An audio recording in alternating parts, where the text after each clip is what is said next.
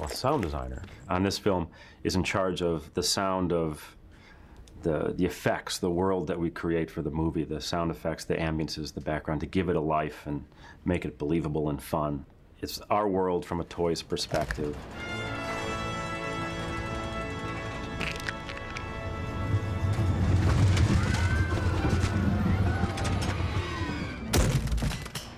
I think one of the most important steps that's, if anything, underrated in a movie like this is when the actors, when Tom Hanks and Tim Allen and John Ratzenberger and all those, Don Rickles, do their work. They're so, especially in Toy Story 2, to me, they're so established as those characters that now the characters come to life in an amazing way, because those voices are Woody and Buzz and the characters.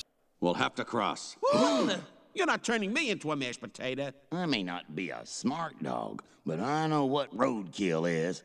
Well, the crossing the road scene is the epitome of using contrast, like these movies do. The whole idea is that you cut between moments where the toys are crossing the street. We go from the little toy world to the big world of the cars driving overhead and smashing into each other, and the big truck and the cylinder and all that stuff. So we're always switching gears real radically between the toys tick, tick, tick, tick, tick, tick, crossing the street and then this big car wreck. This is the sound effects track from the final mix, the real sound effects.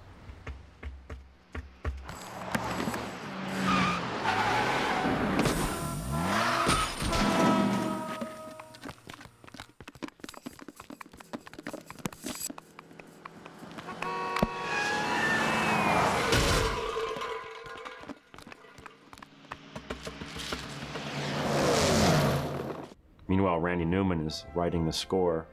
One of the first choices we had to make is how to do the music, and I thought it was a great idea to have the music only score the moments where the toys come alive.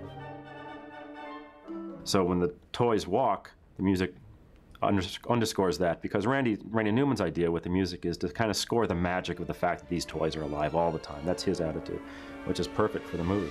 But when they stop, that kind of magic of the film stops. We go into our reality, our world. So the music goes away, and it's just those nasty sound effects of cars screeching and hubcaps spinning overhead and that kind of stuff, that big stuff. When the toys get up after the crash, Randy Newman comes back in with the music. This is the final music from Randy Newman.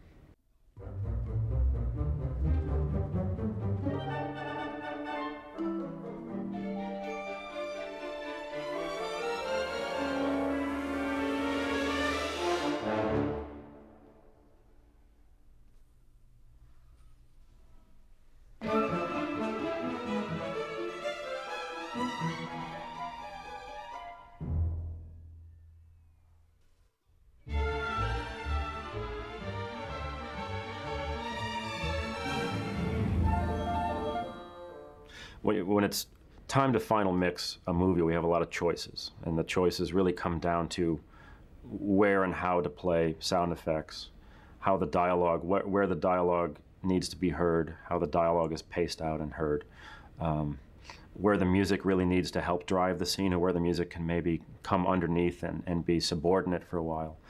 And we're always trying to give it a dramatic shape so that it's not all at the same level, and you with the mix are trying to give something life by having different things happen all the time, and contrast and dynamics. What's really fun about an animated film is that when it all works, it really comes to life in a way that live action films never really have that magical spring to life moment. Ready, set, go!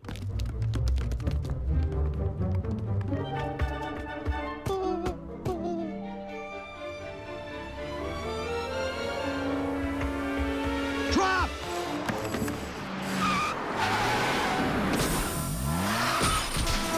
Go! So during these sections, before the traffic comes in, we actually hear little details like the slinky and the coins rattling in Ham. The hubcap coming from the rear of the theater was really set up to use the center rear surround so that the hubcap can come from directly behind the audience. Drop! There's been no music in this scene when the traffic is happening, except for now when the big climactic moment is happening with the cylinder that's threatening Mr. Potato Head. The music comes back in to play the drama, the scariness of the moment.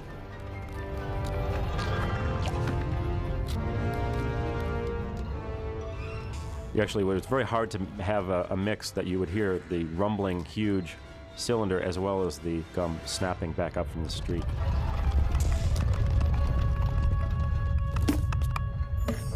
Ah, that went well.